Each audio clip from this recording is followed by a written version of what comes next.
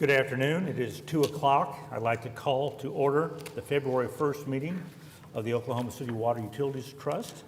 The next item on the agenda is the approval of the minutes of the January 18th meeting. They're in your packet. Are there any questions and comments on the minutes? Is there a motion? We have a motion and a second. Please vote. And the minutes are approved 5-0. The next item on the agenda is the consent docket. There are 13 or 14 items on there, several items. Are there any questions or any items on the consent docket that the trustees would like to have polled? Hearing none, is there a motion for approval? We have a motion and a second. Please vote. And it passes 5-0. Next item on the agenda is the concurrence docket. There are 4 items on the concurrence docket. None of the 4 items involve AQUIT funding. Are there any questions or any items that the trustees would like polled on the concurrence docket? Seeing none, is there a motion for approval? I have a motion and a second. Please vote. And it's approved unanimously. There are no emergency contracts this morning. Next up, under items for consideration, we have a presentation on long-awaited project WC 0874, Atoka Pipeline. It was so long that at one point Larry had a 2-foot beard. I had a beard. It was down to here. It was marking time. As soon as we got a permit, well, I'll talk about that. For all those that you don't know, Larry Hare, when we started the permitting process, people grew out COVID beards. Larry grew a U.S. Fish and Wildlife permit beard. And he kept, you wouldn't shave until we got the permit. Yep. And how long was it, Larry? That was about 6 years. But as soon as we got the permit, it came right off. Freaked everybody out the next day. All right, for a quick summary on our raw water delivery system to Oklahoma City, we have 2 major pipelines, one being the McGee Creek pipeline that brings water from McGee Creek to Atoka, and the other being the Atoka pipeline that brings water from Lake Atoka all the way to Stanley Draper Lake here in the southeast corner of Oklahoma City. It consists of a 60-inch pipeline with 6 pump stations that brings water up. For the new pipeline, we have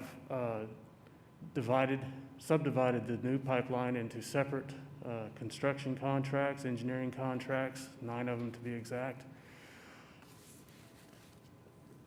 Here we're talking about the American burying beetle that we finally got a permit for from the U.S. Fish and Wildlife. That was given to us in November of last year. We have our mitigation credits all lined out with a mitigation bank so that we can apply credits to those places. And now we can start advertising projects. Currently, we have one project under construction, which is to tunnel underneath the Canadian River with a new 72-inch and a new 60-inch to get rid of an existing aerial crossing that's crossing the river as we right now. The location for this project that we're talking about today is right next to it. So it's coming from the Ada pump station all the way to the Canadian River. Looking at a close-up of it, it's about 8.8 miles long. It consists of 2 highway crossings. One highway crossing we're definitely going to have to tunnel under, just similar to what we're doing at the river here. This highway crossing up here, we'd already have pipe big enough to shove the new pipe into, so we don't have to do any tunneling exercises whatsoever under there. We also have a railroad crossing that we're going to have to tunnel under as well. The estimated construction cost is about $37.7 million. And that's only for construction. We also have a pipe pricing agreement with Thompson Pipe Group in order to provide the pipe for the contractor to install. The contract takes care of materials and pipe storage at the plant, scheduling and delivery logistics with the construction contractor on where to deliver it, when to deliver it, how to deliver it. It also has pipe representative services to be on site to check the pipe out when it comes to the job site And payment of the pipe is not all at one time. It is when the pipe comes to the job site and is deemed acceptable to be offloaded onto the truck. The total pipe contract at that time when we opened it up in November of 2018 was about $153 million for the entire pipeline, not just this one segment. So we have a couple of mechanisms in order to activate the pipe pricing agreement with each construction contractor.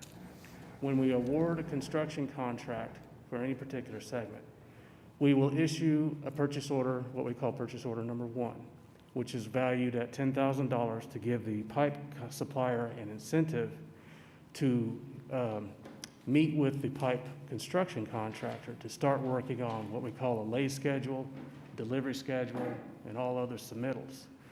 Once that submittal has been approved, then we go into purchase order number 2, where we are actually writing a purchase order for the exact amount of pipe for that section that the contractor and the pipe supplier agreed upon that needs to be delivered and installed. The pipe contract has a couple of mechanisms to adjust for the price of pipe.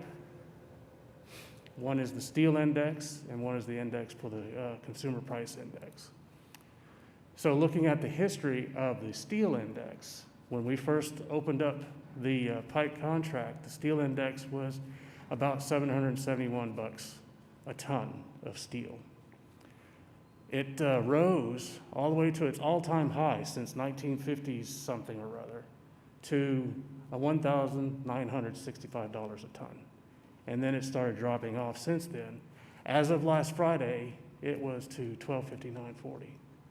So right now, we're just looking at a 63.18% increase from November of last year to last Friday. And it still continues to fall.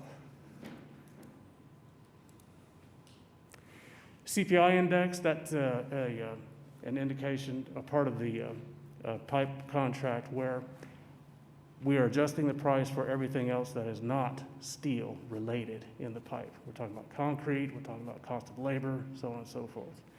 So since last year, we have seen a 10.28 increase in the consumer price index using these numbers. So the overall pricing agreement started out about $153 million. With the adjusted price index applied, we're now looking at $203 million, or almost a 33% increase in price of the whole pipeline for pipe. Any questions? Larry, what's the contract construction time in the contract for this segment of pipeline? It is 780 calendar days. For 2 years. Yes, sir. Other questions for Larry? All right. Next up is the actual plans and specifications to be advertised for this project. Is there a motion for that?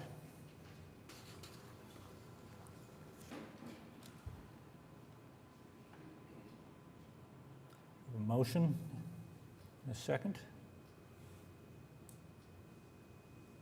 Please vote.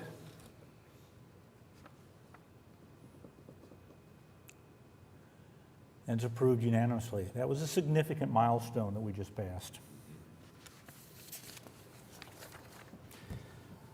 Next up is item B, ratifying and approving addendum 1 and awarding a contract to Southwest Waterworks for water line improvements, Southwest 79th Street to Kenilworth Road, Georgia Avenue to Western Avenue, and Northwest 60th Street to Northwest 57th Street from Kingston Road to Harvard Avenue. Are there any questions regarding this contract? Motion for approval? For some reason, we're not displaying, so. So do we have a motion? Someone want a verbal motion? Move the item. Craig moved it. Councilman Stone seconded it. All in favor indicate by saying aye. Aye. Aye. And it's passed unanimously. Next is item C. It's a presentation on the Drinking Water State Revolving Loan Program. I think Vanessa Aguilar is here to give us a presentation on this morning, Yes. this afternoon. Good afternoon, Chairman and Trustees. Vanessa Aguilar. So this resolution that you have before you today has been prepared by Bond Counsel, which provides authorization for Aquit to submit an application to the Oklahoma Water Resources Board, as well as proceed with the loan execution and completion of the documents associated with that. This loan is for approximately $31.6 million. It provides funding for our improvements at Draper and Hefner water treatment plants, as well as water line replacements and rehabilitation of a water storage tank. Of significant note with this item as well, DEQ, Department of Environmental Quality, has provided up to $1.1 million in loan forgiveness, which is on a first-come, first-served basis. And with this, staff recommends approval of this item, and I'll be happy to answer any questions. Vanessa, this falls in line with our capital plan. And Yes. this is in similar to other borrowing that we've done from the state in the past. This is correct. Aquit has a longstanding practice of financing capital plan improvements with a combination of state revolving fund loans as well as commercial paper, which is a short-term line of credit, which then turns into revenue bonds. So this is something that Aquit has longstanding practice of participating in the state revolving loan program. Any questions for Vanessa? Is there a motion for approval? And we're back up. We have a motion and a second. Please vote. And it's approved unanimously. Items from trustees. Any items this afternoon? I see none. General manager's report. There's no special reports today. Thank you. I'm not aware of any citizens that have signed up to speak. Therefore, we are adjourned. Thank you so much.